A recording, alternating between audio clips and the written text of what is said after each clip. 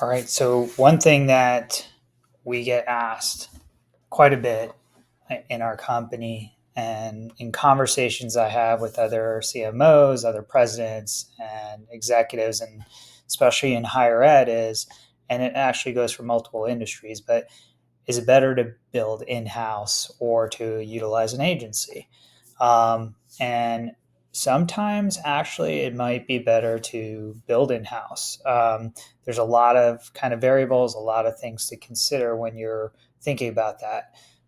But what I like to do is kind of walk through the framework with our clients on what it looks like for kind of both options. And then there is kind of a structure and a plan that we typically go through.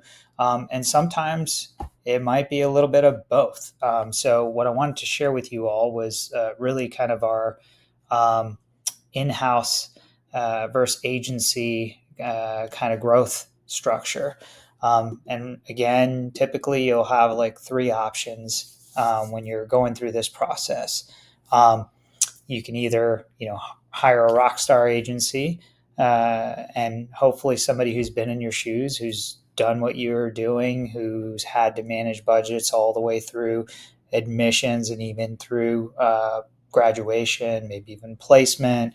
There's a lot of factors there, and having that insight knowledge is critical. And the second option is to build an in-house team. This is what I want to kind of talk about a little bit today, but how to build that in-house team and some of the structural components of that. And I've seen it work really well. But I've also seen the third option, which is a hybrid, where you have an in-house team doing certain aspects, but then you've got that agency as well that's honestly giving you a little bit of an outside perspective, has a better pulse on either the industry, even some other industries, and can really give you insights because they're in it day in and day out across multiple clients, right? So that's the benefit on that end potentially.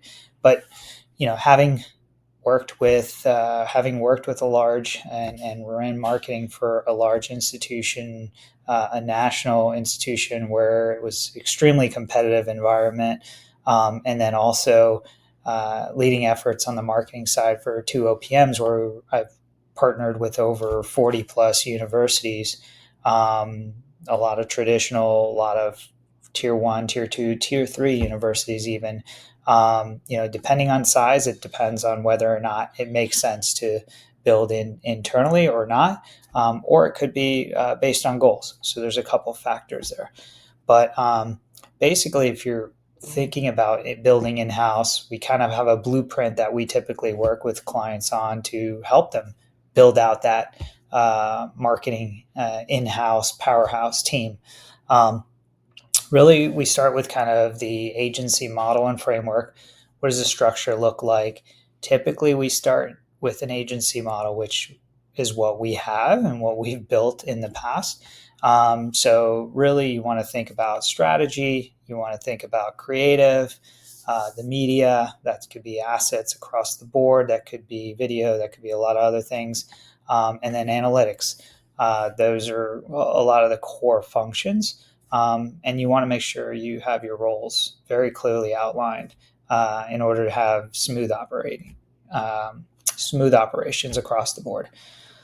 As far as the different roles, typically we'll go in and we'll look at the current roles. We'll look at kind of current needs. Sometimes, if it's a smaller school or organization, we will build a couple of these functions into one role. But you're going to need to create on the creative side. You're going to need somebody on the copywriting side. You're going to need, um, you know, graphic designers to kind of get some of that stuff done. Typically, a digital marketing specialist in house with experience running Google AdWords, running Meta, running LinkedIn, and so on. You're going to want somebody that understands social media and can kind of work across the board.